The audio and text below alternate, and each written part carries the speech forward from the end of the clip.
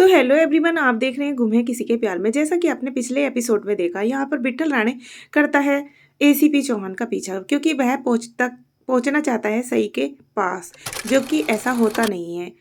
चौहान उससे भी ज़्यादा तेज दिमाग के होते हैं। वह उसको गुमराह करके वह चले जाते हैं इंस्पेक्टर कमल के यहाँ, क्योंकि उसका पीछा करते रहते हैं विट्ठल राणे के आदमी। और वह शीशे में देख लेते हैं, क्योंकि उनका पीछा करते हुए वह अपने शीशे में देख लेते हैं गाड़ी के।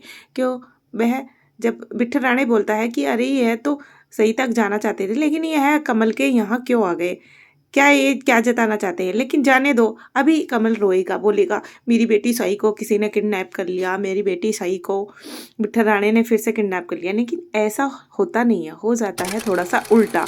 यहाँ पर इंस्पेक्टर चौहान और कमल अच्छे से बात करते हैं जैसे कुछ हुआ ही नहीं हो, और नॉर्मल तरीके से वह रहते हैं। और यहाँ पर अच्छे से चौहान बोलते हैं कि मौसी जल्दी से फटाफट खाना लगाओ, मुझे खाना खाना है, बहुत ज़ोर की भूख लगी है। तो उषा मौसी यहाँ पर चौहान के लिए खाना लगा देती हैं। तभी वे बात करते रहते हैं, अरे यह तो अंदर चला गया। लेकिन चौहान निकल कर बाहर से विराट वह बोलता है कि विट्ठल तू जितना सातिर है, तुझसे ज़्यादा सातिर तो मैं हूँ, क्योंकि मैंने तेरा बनाया है पागल।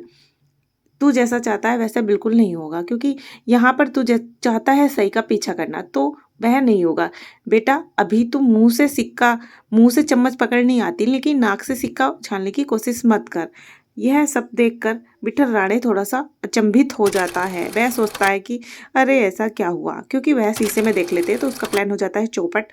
और यहाँ पर विट्ठल को समझ नहीं आता क्या बोल रहा है। और यहाँ पर अब आते हैं विराट के घर, यानी कि सम्राट और विराट के परिवार के पास। तो सम्राट की मम्मी को पता चल जाता है देविका से, वह उसकी बातें सुन लेती है। देविका विराट के से बात करते हुए पाकी पकड़ी जाती है, और उन दोनों के अफेयर के बारे में पता चलता है, क्योंकि सनी भी सबके दायरे में आ जाता है। तो विराट की मम्मी को सारी सच्चाई का पता चल जाता है और बहुत उदास होती है। वह सोचती है कि मेरे दोनों बेटों की ज़िंदगी बर्बाद हुई। तो अचानक से वे अपने रूम में जाती हैं और फ़ोन करने की कोशिश करती है, लेकिन अचानक से सोचती हैं कि मेरा सम्राट बेटा भी बहुत जल्दी गया है, जल्दी जल्दी में अगर मैं फ़ोन करूँगी विराट या सम्राट को तो अच्छा नहीं होगा। तो वे अपने उसके पापा के पास चली जाती हैं और वह पूछती हैं कि विराट और सम्राट क्या आप दोनों के क्लोज फ्रेंड है ना? आप बोलते हो कि मेरा विराट बेटा बहुत मेरे क्लोज है, हर चीज़ बताता है, हर चीज़ शेयर करता है, वह कुछ भी नहीं छुपाता है। तो क्या आप उसके बहुत ज़्यादा क्लोज हो? तो यहाँ पर उसके पापा बोलते हैं हाँ मैं अपने बेटे के बहुत ज़्यादा क्लोज हूँ। लेकिन उसकी मम्मी बोलती है अगर क्लोज हो तो ऐसा लगता तो नहीं है, क्योंकि कुछ बातें होती हैं जो छुपाई जाती हैं। लेकिन यहाँ पर बहुत ज़्यादा कन्फ्यूज़न होता है। वह मन ही मन बहुत ज़्यादा परेशान होती है और रोती हैं, क्योंकि वे बोलती हैं कि आपने मुझे ही अच्छे से नहीं समझा तो अपने बेटों को क्या अच्छे से समझोगे। क्योंकि वह बैनी के बात पर जो बैनी हुक्म करती हैं वही हुक्म घर में चलता है, लेकिन उनकी सुनवाई नहीं होती है। बैनी के आगे हाँ जी होती है। तो अब आ जाते हैं हम सई के पास। सई अपनी आराम से यहाँ पर अपने खाना बनाने के लिए कांदा काटती है, और कांदा काटते काटते उसको आंखों में आंसू आ जाते हैं। तभी एसीपी चौहान सई को करते हैं कॉल, वीडियो कॉल करके वह पूछते हैं सई से कैसे हाल चाल है। लेकिन सई तुम रो क्यों रही हो?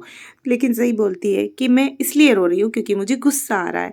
अरे मुझे भूख लगी है तो मैं यहाँ पर खाना बना रही हूँ, और खाना बनाने के लिए मोस्टली प्याज का काटना बहुत ज़रूरी होता है। तो यहाँ पर इंस्पेक्टर चौहान बोलते हैं कि हाँ ये तो तुम सही बोल रही हो, लेकिन तुम हमेशा मुझ पर इतना गुस्सा करती हो, क्यों करती हो?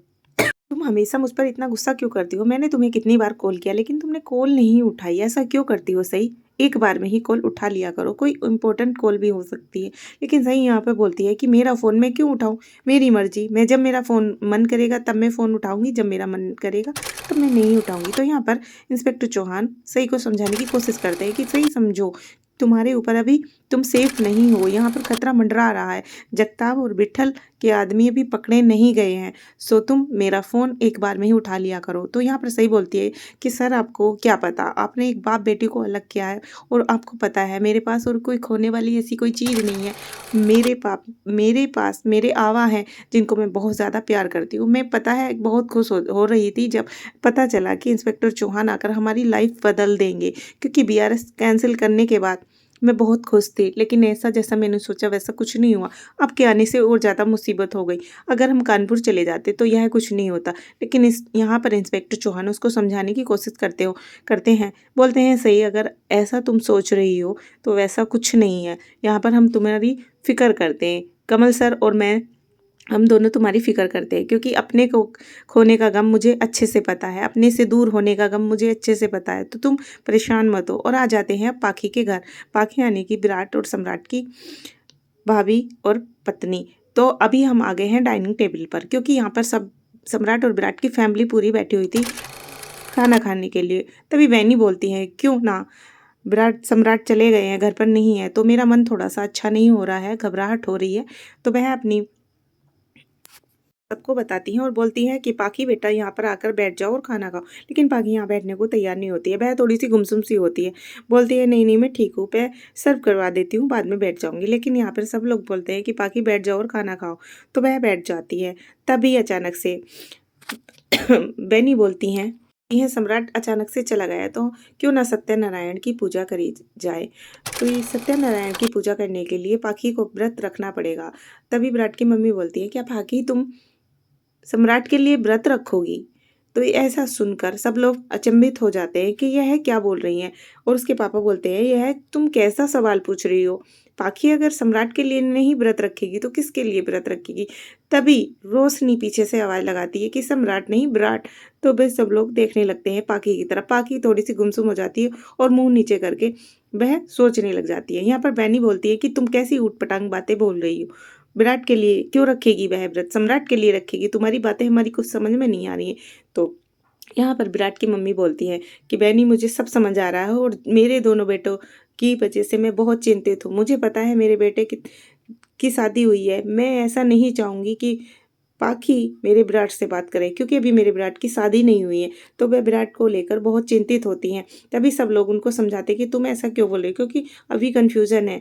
यहाँ पर रोशनी और मोहित दोनों खुश होते हैं, बोलते हैं यह राज खुलने वाला है। वैनी को कुछ समझ नहीं आता है। वैनी उन पर चिल्लाकर बोलती हैं कि तुम ये कैसा बोल रही हो।